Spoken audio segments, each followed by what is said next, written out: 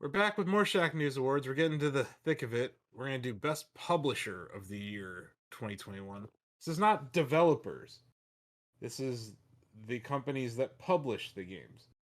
So they sometimes take a little bit of money, they put it on their store, maybe market it a little bit, but they're not the ones making the games. We already did a Best Developer Award. This is the Best Publisher Award.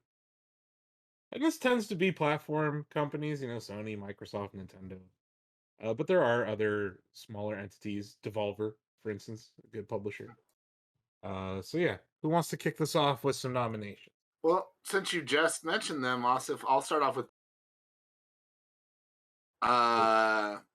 Okay, let's talk about the games. Some of them have come up several times here. But who are you nominating? You cut Devolver, out, like, Devolver. Devolver Digital. I'm sorry. It cut out right when you said it. Okay. Well, yeah, I'm nominating Devolver Digital. So yeah, let's talk the games. First of all, like Loop Hero, we've been talking about that around the office here. I think it's come up a couple times here in the deliberations. Death's Door, my favorite indie of the year, right there. Inscription. And Inscription, yeah, Inscription just won for best horror game. That's three solid items right there. But then also there were games that they didn't really, make a list. But like Boomerang X is another good example of an interesting indie game that they voice put out. is cutting out for me. I don't know if there's anyone else. Yeah, he's cutting out for me too. Also, he mentioned that Inscription won for best horror game. Do we want to divulge that? It's fine. Oh, okay. This video is going to air later than that one. But yeah, in general, try not to mention other awards because we don't know where in the Jenga universe things are going to fall. Okay, am I clear now? Much better now. Yeah. Okay. Yes. So Inscription, like a game that we're all digging. Death's Door is one of my personal favorite indie games of the year. Boomerang X was another solid release by them. I think who reviewed that? Donovan, did you review that? I did. Yeah, Boomerang X is really good. Yeah. You know what would clinch this nomination for me is if they shipped Shadow Warrior 3 this year. I got Inscription. I'm good.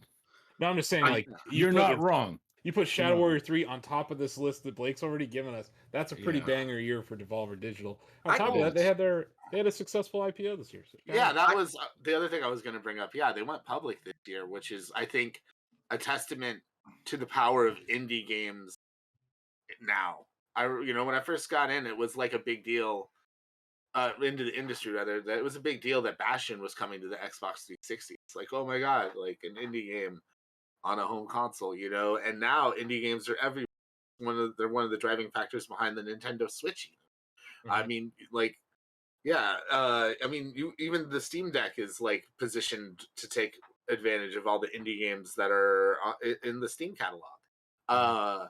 And Devolver has been there for a long time championing these games, and they have very good taste in the indies that they put out. I think I don't think consistency is necessarily part of this award, but I think they are a very consistent publisher. I think it's important in the sense that like Devolver games have this like vibe to them.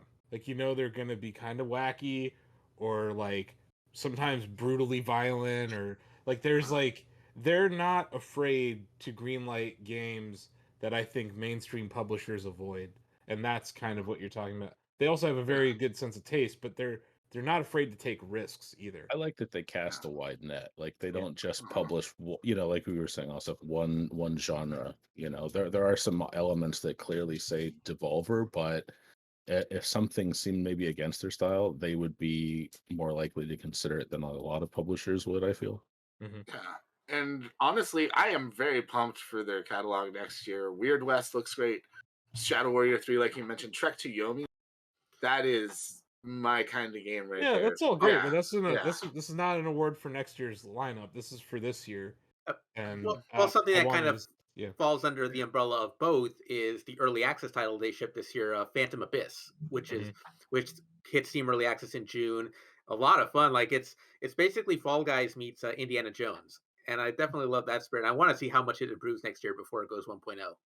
Yeah, I didn't play Blightbound, but I know a lot of people dug Blightbound as well, which is another thing they published.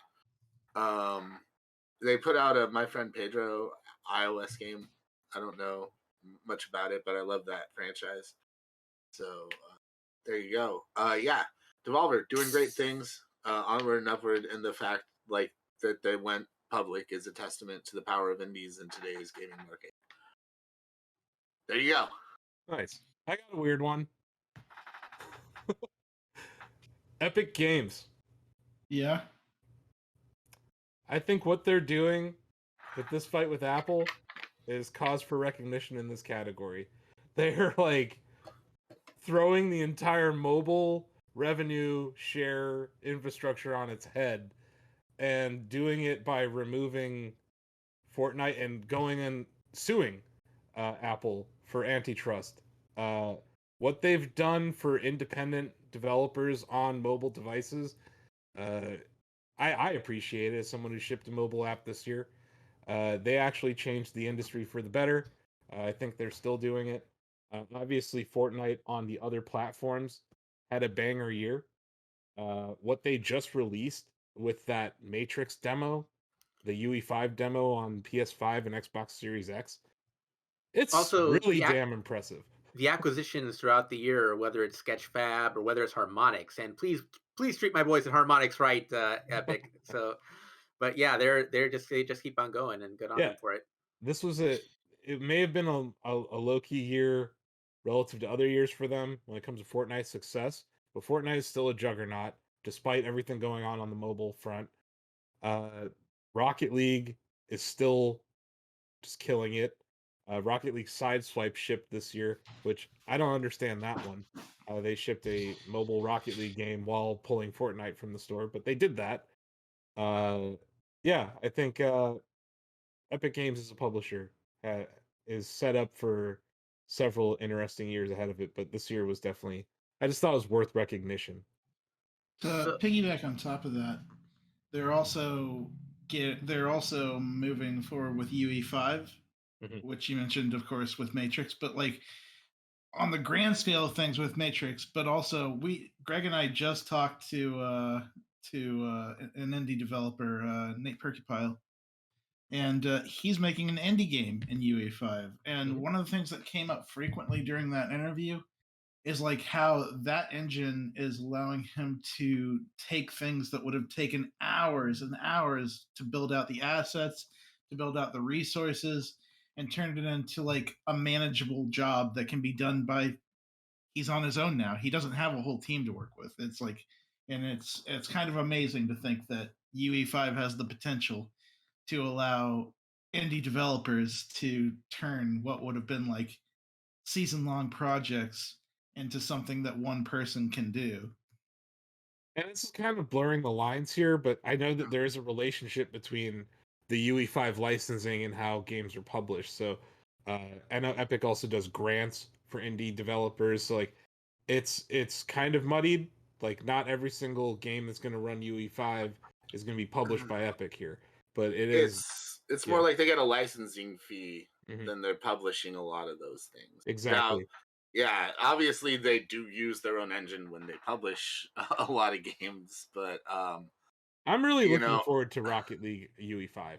Yeah, like, that's gonna look amazing. Unreal Engine 3 is showing its age when it comes to the physics in that game, and I would like a better Rocket League with that new version. And if you haven't tried that Matrix demo, please do. It's stunning. It actually showcases a lot of those acquisitions they've made over the last few years. What have they? It all comes together. What did Epic publish this year? I mean, Fortnite's ongoing. I think a lot of it's ongoing stuff. And Rocket, it's not so much new games. No, as it is just maintaining. The reason I mentioned it was largely due to the ongoing legal battle with Apple. I think that's honestly bigger than a product for this industry. Like what they're what they are doing, the sacrifice they made to cut out was what was their second largest revenue segment for Fortnite, to just literally chop their own hand off in the name of better pay for developers and better optionality for payment options for all app devs. I think that's why I'm mentioning them here more than anything. That is definitely on the publisher side of things. Yeah, it is. Yeah. I'd like to go back to the idea of the indies before segueing into the bigger boys. And the first one I want to talk about is Annapurna Interactive. Mhm. And Annapurna Interactive has done a really good job in giving indie developers a voice that they wouldn't have otherwise. But on top of that, like they support small studios like the people behind Solar Ash and Maquette and a couple of those. But they also support individual developers, one-man studios. Like the idea of authorship is not something that we're seeing so much in games these days, but we're seeing that Annapurna like support people like Luis Antonio, who did 12 Minutes, or like Johnny Galvatron, the face of Beethoven and Dinosaur for The Artful Escape. And that's something that I like to see more of in games. We need like people with a vision, with a singular vision. And the vision isn't always great, because we could go into the ending of 12 Minutes and be like, yeah, maybe not so much. But taking that risk and kind of giving people a forum to run with that. And that's why I want to recognize Annapurna Interactive as a potential publisher of the year. And the other one I want to talk about, going into the more mainstream, people might see this as a bit of a down year for Nintendo. But when you look back at what they've done with games like Metroid Dread and a bunch of games that we haven't talked about at all during these deliberations, like maybe Mario Golf is an acquired taste, but I'm also thinking about WarioWare, and I'm thinking about actually making Skyward Sword playable with now Waggle. And like, I think they've had a pretty decent year. I mean, maybe not the best year by their standards, but I think they've done pretty decently. And plus, they shipped a new Switch, so good on them for it. Yeah, I don't know. I think this year for me, for Nintendo, is like there was definitely some experimental smaller IP. WarioWare, Game Maker Garage, stuff like that really didn't see huge success. But then there's Metroid Dread, which they deserve praise for that. Bowser's Fury. All the Animal Crossing Yeah, content. the Animal Crossing update, which is masterful and really makes that game materially better. A happy home designer. I can't overlook that they completely dropped the ball with Zelda's 35th anniversary, though. Like, and Donkey Kong's 40th. And Donkey Kong's 40th. 40 years of Donkey Kong. Nothing. Skyward Sword is just one of the most like tepid Zelda games, and when that was the only HD remaster we got, it was like, hey, you got a Game & Watch. Oh, it's that one. David, I was the same way, David. Oh, they're doing that one. Okay. Hey, I looked at it as what's I'm like, wrong with the Game & Watch? The Game & Watch is adorable. Nothing We're just talking about there's nothing wrong with the Game & Watch. Two iconic franchises, Zelda and Donkey Kong, experiencing major anniversaries. And just a year ago, they went all out for Mario. Yeah, you had Mario 35. You had the Mario trilogy that shipped. They could have done something with the existing. Oh my God, we have Sam Chandler here. Arena. Here you go. Welcome. Good day. G'day. Sam, just so you know, we're deliberating Best Publisher right now, and we're currently arguing Nintendo at the moment. Yeah. And like, am I the only one that went the other way with Skyward Sword, where I'm just like, oh my God, I can actually play this with a controller? Like, no, you're not. I am more likely to play it. I'd be the same way if they shipped Star Fox Zero and be like, you can actually play this with a controller and without motion controls. I'd be doing backflips for that. No, you can have a more like a more ergonomically comfortable fork to eat a shit cake, but it's still a shit cake. Yeah, I'm sorry. Yeah, I don't know. And then I'm gonna have trouble giving this award to Nintendo this year because the Nintendo 64 Plus expansion pack. Oh yeah, is a disaster. Completely fucked. It's a complete. How dare disaster. you destroy my argument with that? I'm sorry. Look. Guy owns hundreds of thousands of dollars in Nintendo stock, still doesn't give this award to them because like you can't award them for that kind of release. I'm gonna go play Big Brain Academy now. Yeah.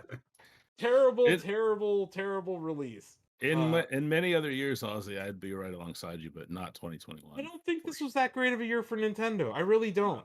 I think it speaks to how many banger years they've had recently that we can look at this year and say it wasn't that great. But yeah, it wasn't. You know, that launch year of Switch, it set a very high bar, Ozzy. You know, where we got Odyssey and Breath of the Wild in the same damn year, and Splatoon 2. Like, I think next year, keep an eye on Nintendo. They got some software. Coast year, I think. You know, it was a solid cruise year, but that expansion pack, which they could have announced at any period of time, it was not hidden. No, and it's disappointing to me because they shipped some of my favorite games in such poor condition, and that's not acceptable. We should for something they could have clearly announced next year and take some more time with. Outside of that, Ozzy, I do agree with you. They had a pretty good year, and they had some. I think Bowser's Fury is truly a unique experience, and I think TJ, you've made that point in several other deliberations that I think a lot of us 3D Mario fans hope that this is like a teaser for what we're going to get to experience in a new 3D Mario. Yeah. Yeah, don't forget about Monster Hunter and Ace Attorney. Those are two solid titles. Did Nintendo publish Rise? No, they both Capcom. I mean, just in terms of like being available on Switch exclusively. Yeah, the platform, the health of the platform is still very good. Not to backtrack too much, but Chris, in the he mentioned that Alan Wake Remastered was the one game that Epic Games had published this year, and that's not nothing. That's still pretty good.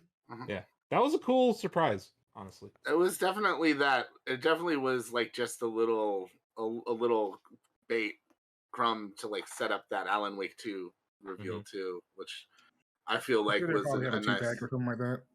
Yeah, both of them together. Epic Games also added a shopping cart to their store this year. Let's I want to nominate one. Microsoft bought Bethesda this year, and that was like the tip of the iceberg. Was that this year? Was that this year? That was it got finalized this year, did it? This year. Oh yeah, the deal went through, and the acquisition was officially completed this year in March 2021. Yeah. And that was just the tip of the iceberg for like where they began. That was early in the year. They rolled out cloud gaming. They put the whole Bethesda library in Xbox Game Pass, including every Doom, and they still let Thankfully, they still let Deathloop go to PlayStation, which I think that probably had something to do with deals beforehand. But still, they're moving on getting stuff out of Obsidian Entertainment with Avowed. They're moving on getting a new another game out of Arcane with that vampire co-op shooter. Redfall, Microsoft had an incredible year in terms of services and games moving out the door. They shipped Forza Horizon 5 with Playground. Forza Horizon 5 and Halo in the same... And Psychonauts 2. Yeah. And Flight Sim. They added substantial content to Sea of Thieves with that Jack Sparrow update. Mm-hmm. Yeah, it's a lot of these acquisitions are working, which is rare. And Microsoft, if you go back and you look at the Rare acquisition, it didn't go so well. They paid a lot for it. It took a very long time for it to show any real fruits of the labor. This time, it's like we're acquiring stuff and it's going in Game Pass and we're instantly monetizing it. Game Pass by itself is enough to nominate Microsoft and Xbox for this award. Game Pass is by far the best value in gaming right now when it comes to subscription services. And it always blows my mind when people don't have Game Pass.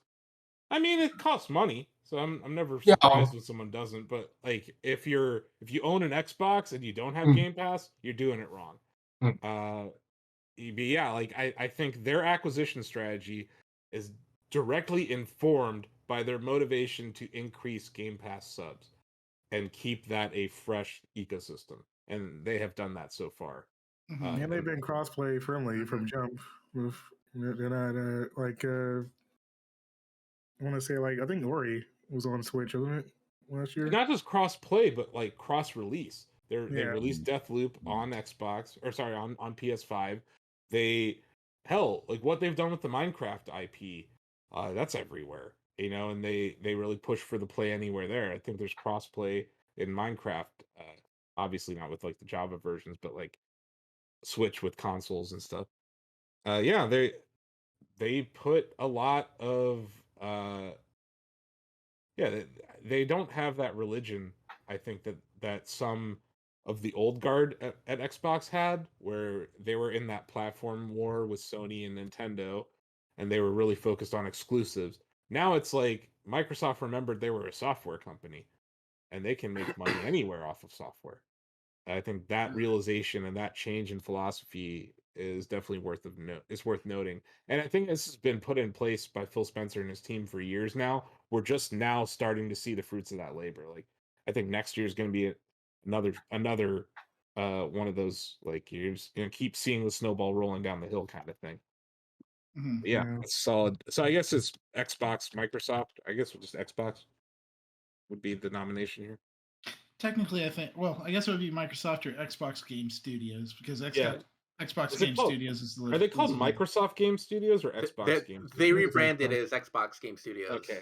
Yeah, so that's technically who we are nominating here. Chris makes a good point too about the risk that they took to make Halo's multiplayer free to play.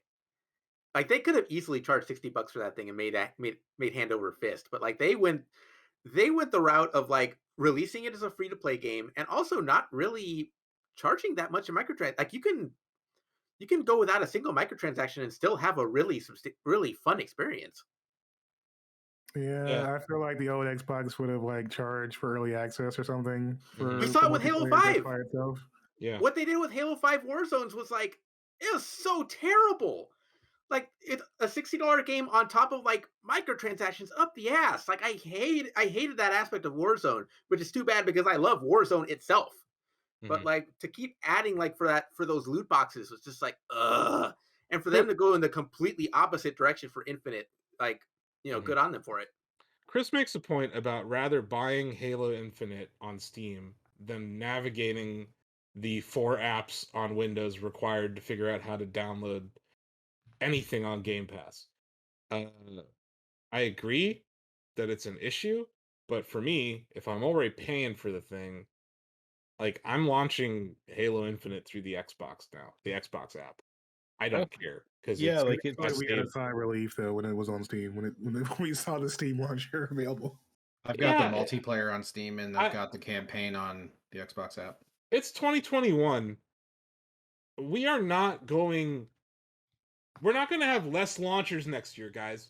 We're going to have more launchers. It's like the cat's out the bag. Pandora's box is open. And it's like, even when I'm launching something through Epic Game Store, like if it's a Ubisoft game, I have to launch Uplay or Ubisoft Connect. Or Bethesda launcher still appears sometimes out of Steam. Like, all these companies want a piece. And it goes back to that fight that Tim Sweeney's having with Apple about controlling that revenue share, right? So I get why it's going on. I agree that it's a terrible user experience on Windows for PC or Xbox Game Pass Ultimate subscribers. But the value is there, even if there's pain points to downloading it. That would be my counter. I assume it's going to get better, like everything else, because Game Pass isn't going anywhere. So, and then, like I said, they rolled out Xbox Cloud Gaming, which essentially makes that might be one of the most versatile programs I've ever seen as far as it's very cool. I mean, even the fact that it's on consoles now is great. Like, I remember when they dropped the Halo Infinite multiplayer out of nowhere, and I got on later than my friends, and I didn't want to wait. Well, I was waiting for it to download my PC, and I booted up and was playing with them immediately on Series X. I just hopped in and played a few matches through cloud gaming while I downloaded it. It's very convenient. Cool. I'm not sure if you're understanding my point, Chris. He said we already had value and convenience via Steam for years before all other publishers got greedy. In the case of Xbox, I don't think it's fair to say the publishers got greedy here. I don't know what the average revenue per user will be from giving everyone Halo Infinite on Game Pass. but it is certainly cheaper to the end user if, like, let's say you weren't going to download Halo's campaign this year. You weren't going to pay $60 for it. What does Game Pass Ultimate cost a year right now? It's like 15 times 12. Something like that, yeah. It's about $16 Australian, so I assume it's probably about 15 or 14 USD. 15 times 12. We're gonna do some quick math here. That's And three that's games. So I downloaded more than 3 games this year from my Xbox Game Pass account on PC. I downloaded Forza, Halo, uh, Psychonauts 2, and what the hell else was there? There's something else I downloaded on Game Pass this year.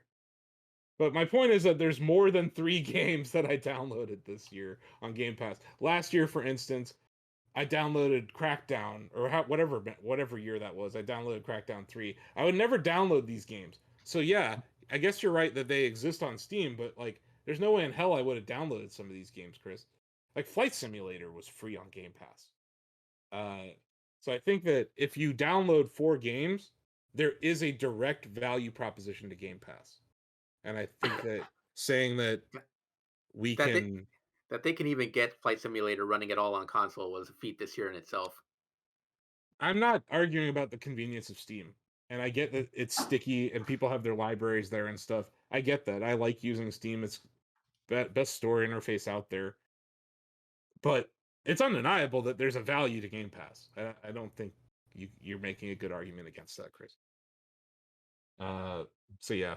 Let's move on. Any other nominees? Well, we talked about Nintendo and Microsoft. I guess we'd be remiss if we didn't also bring up PlayStation Studios / Sony Interactive Entertainment, just for what they've done with Ratchet and Clank, and also Returnal, in not only publishing that game, but also then looking at it and going, we should probably pick up these Housemarque people. Mm-hmm. And also, they brought MLB The Show to Xbox. So Best Xbox game. That's worth talking about right there. So, cool on them for that. And also director's cuts for Ghost of Tsushima and Death Stranding. So they've had a pretty good year themselves. Yeah, about Sony, talking about like companies buying other companies, they bought, I think, 5 studios this year because they had Housemarque, I'm looking Blue Point, Fire Sprite, Valkyrie Entertainment, which was like this week, I think. The devs helping with the God of War. They've been busy in the acquisition department. Yeah, and expanding further to PC, which should not be ignored. And I hope to see more of PlayStation's library come to PC as well. If it comes over in a good shape, yeah. I don't think the Horizon Zero Dawn port was really well received. The Days Gone the Days Gone port was a lot better. Its biggest problem is that it stays gone. Sure. I kind of feel the same way I do about Sony as I do Nintendo this year. I think like Sony had a really good launch year with the PS5 and Demon's Souls remake and Miles Morales and like even the Astrobot game, which was like a celebration of their whole history. This year, it's a down year.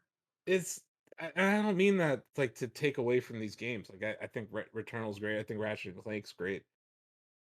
There wasn't that like there.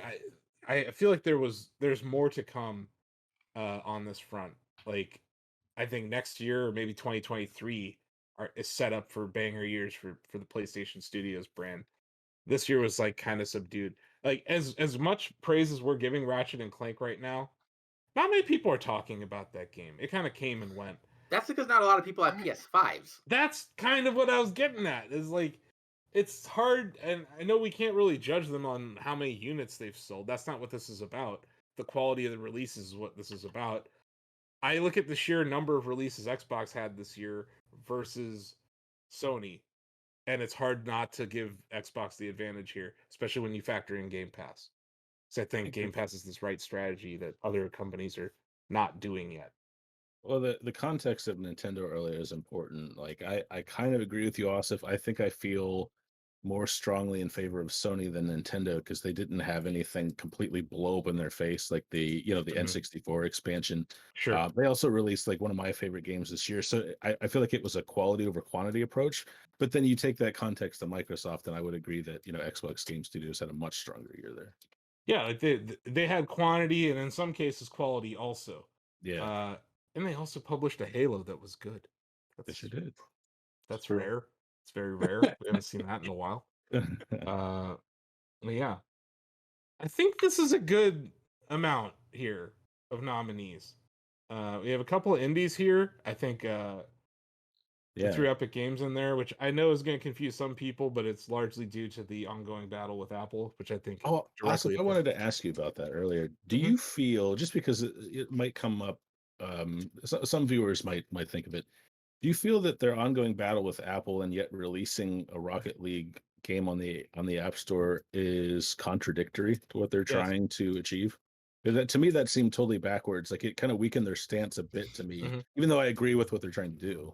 From what I gather, the Rocket League launch does not feature microtransactions yet. You can only Mm. grind in game for these cosmetics, but Mhm. it's certainly set up for a marketplace to be in it that's almost identical to the Oh, Rocket League PC one. So I okay. think that's probably this weird half step they made to make it okay internally. Uh, I've spoken to people at Epic about this. Epic Games has its own developer account. That's the one that they post Fortnite with. Psyonix has their own App Store account, Apple developer account. That Okay. account has not been suspended. Gotcha. Only the Epic Games one that is meant for Fortnite has been suspended. So I Right. think that's the technicality of why Apple even approved this. Mhm. Because why would Apple approve such a thing if they were Right. you know what I mean? So it's this weird situation. I think Apple was put in a tough spot because if they didn't approve Rocket League, that's just more fuel for Tim Sweeney's fire, right? Yeah. So I think that might have been like a 4D chess move.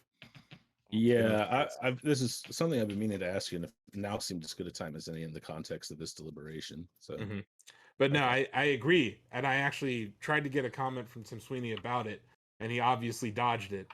But yeah, the best way to get a comment from Tim Sweeney is just to tweet at him. But yeah, I think we're ready to vote. You guys so. ready to vote? Yeah. Hey, Dave, we'll start with you. I'm gonna go with Devolver.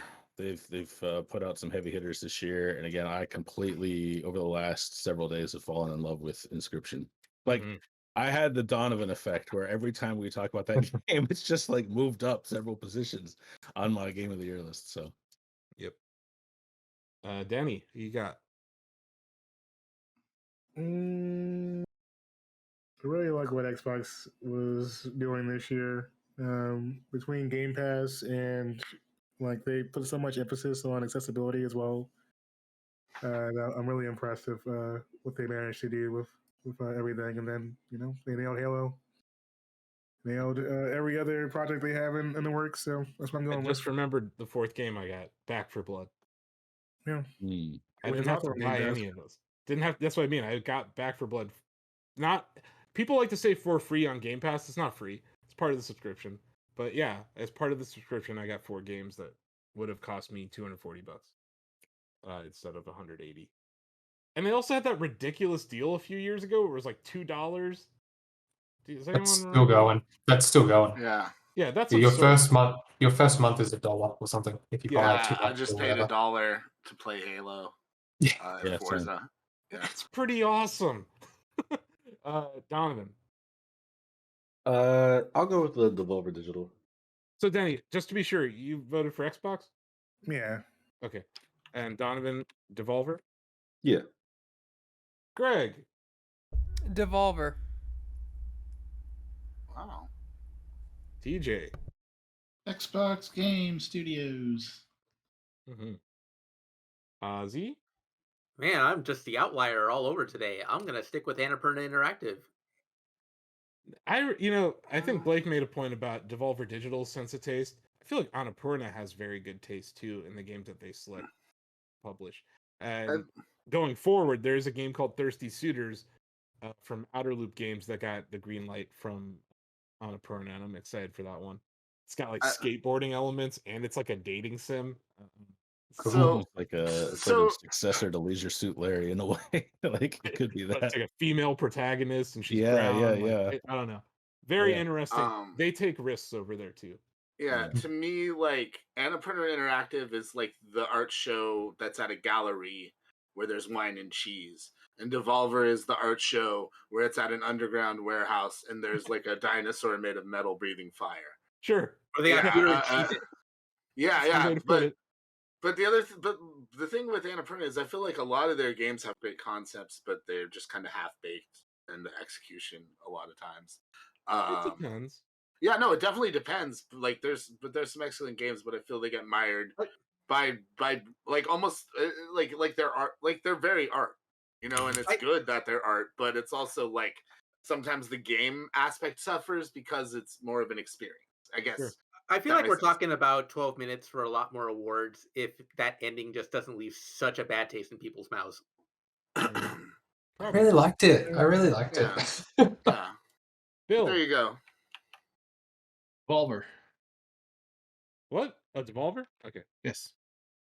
No, he said Sam? Steve Ballmer, developers. I thought he said. I honestly thought that, David. I was I like, thought did that he too. just give Steve Ballmer an award? The sound cut out a little. I was like, Ballmer. I was like, publishers. Yeah. Barely I needed the talk, you know. Sam. TJ convinced me with his arguments. I'm gonna have to go with Xbox. TJ convinced you, huh? I had to twist his arm there. Yeah, he did. I used to vote for something Xbox. Wait. Oh, come on. I'm sticking with Devolver. Okay. I'm actually surprised so many people were with me on this. No, they're all right. I kill our year too. Definitely. Does Chris have a vote here that we can read off? Let's see. He says Game Pass is wonderful on console. I'm sure he'll. Chris, do you have a vote here? He said Devolver. It's in his. Yeah, he has filled it out. in the spreadsheet. Okay. So Chris is on Devolver. So my vote is meaningless. I might give it to Epic Games. I appreciate what they did this I year. think Epic was doing cool stuff, but a lot of the ways they went about it didn't really land with me. Like all the civil rights comparisons, the parody the commercials and hashtag stuff. free Fortnite being equated to the civil rights movement. Not what I'm voting for here. I'm literally video games. I'm literally voting for Among Us, which was also not cool. Yeah. No. But what they're the side effect of what they're doing is helping small developers. And I think that's cool. Yeah. But yeah, Devolver Digital won pretty handily. 6-1 to 1-3. Xbox had a good year. You know? Yeah. But Devolver's year was kind of banging. Like Death's Door is awesome. And like I said, it would have got my vote if Shadow Warrior 3 shipped this year. That would have been undeniably one of the best Devolver years like ever. And yeah, they had Right Hook coming in at the end of the year. And they had this great great reception to their IPO, which was in England. I don't know if it was an IPO or if it was a reverse merger, actually. So you'll have to fact check me, folks, on the internet. I'm sure you could reply to this video angrily about me getting the style of publishing of their stock incorrectly. But Devolver Digital, you are our Publisher of the Year 2021 at Shacknews. Congratulations. To your subscriber to go to devolvermaxpassplus.com and buy it. Okay, it is totally non-fuckwithable. It does no damage to the environment, to the energy grid, or the global technology supply chain, because it's just this old tape, right? That Caleb found in a box marked Nancy's Fancies.